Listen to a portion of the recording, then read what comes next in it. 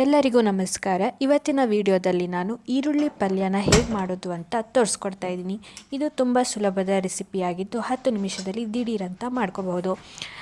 ನಾನು ಇವತ್ತು ಈರುಳ್ಳಿ ಪಲ್ಯಕ್ಕೆ ಕೊಬ್ಬರಿ ಎಣ್ಣೆನ ಬಳಸ್ತಾ ಇದ್ದೀನಿ. ಮೊದಲು ಒಂದು ಬಾಣಲೆಯನ್ನು ಇಟ್ಕೊಂಡು ಸ್ಟೋವನ್ನು ಆನ್ ಮಾಡಿ ಅದಕ್ಕೆ 2 ಟೇಬಲ್ ಸ್ಪೂನ್ ಕೊಬ್ಬರಿ ಎಣ್ಣೆಯನ್ನು ಹಾಕ್ಕೊಂಡಿದ್ದೀನಿ. ಕೊಬ್ಬರಿ ಎಣ್ಣೆ ಸ್ವಲ್ಪ ಬಿಸಿ ಆಗ್ತಿದ್ದ ಹಾಗೆ ಅದಕ್ಕೆ ನಾನು ಸ್ವಲ್ಪ ನಮಗೆ ಎಷ್ಟು ಬೇಕೋ ಅಷ್ಟು ಉದ್ದಿನ ಬೇಳೆಯನ್ನು ಹಾಕೋತಾ ಇದ್ದೀನಿ. ಉದ್ದಿನ ಬೇಳೆ ಕೆಂಪಾದ ಮೇಲೆ ನಾನು ಅದಕ್ಕೆ ಸಾಸಿವೆ ಕಾಳನ್ನು ಹಾಕೋತಾ ಇದ್ದೀನಿ. ಸಾಸಿವೆ ಕಾಳನ್ನು ನಾವು ನೋಡಿಕೊಂಡು ಹಾಕೋಬೋದು.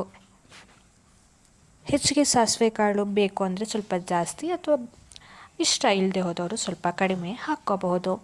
ಸಾಸಿವೆ ಕಾಳು ಚಟಪಟ ಅಂತ ಸೌಂಡ್ ಮಾಡಿದ ತಕ್ಷಣ ನಾನು ಅದಕ್ಕೆ ಚಿಟಿಕೆ ಅರಿಶಿನ ಪುಡಿಯನ್ನು ಹಾಕ್ಕೋತಾ ಇದ್ದೀನಿ. ಕೇವಲ 3-4 ಇಂಗ್ರೀಡಿಯೆಂಟ್ಸ್ನ ಇವತ್ತು ನಾನು ಬಳಸ್ತಾ ಇದ್ದೀನಿ. ಅರಿಶಿನವನ್ನು ಹಾಕಿ ಒಂದು 2-3 ಸೆಕೆಂಡ್ಗೆ ನಾವು ಹೆಚ್ಚಿಟ್ಟಂತಹ ಈರುಳ್ಳಿಯನ್ನು ಹಾಕ್ಕೋತಾ ಇದ್ದೀನಿ. ತುಂಬ ಹೊತ್ತು ಅರಿಶಿನವನ್ನು ಎಣ್ಣೆಯಲ್ಲಿ ಬಿಡೋದ್ರಿಂದ ಅದು ಕಪ್ಪಗಾಗಿಬಿಡುತ್ತೆ. ಹಾಗಾಗಿ ಸ್ವಲ್ಪ ಬೇಗ ನಾನು ಈರುಳ್ಳಿಯನ್ನು ಹಾಕ್ಕೋತಾ ಇದ್ದೀನಿ. ಇದಕ್ಕೆ ನಾನು ಮೀಡಿಯಮ್ ಗಾತ್ರದ 2 ಈರುಳ್ಳಿನ ಬಳಸಿದ್ದೀನಿ.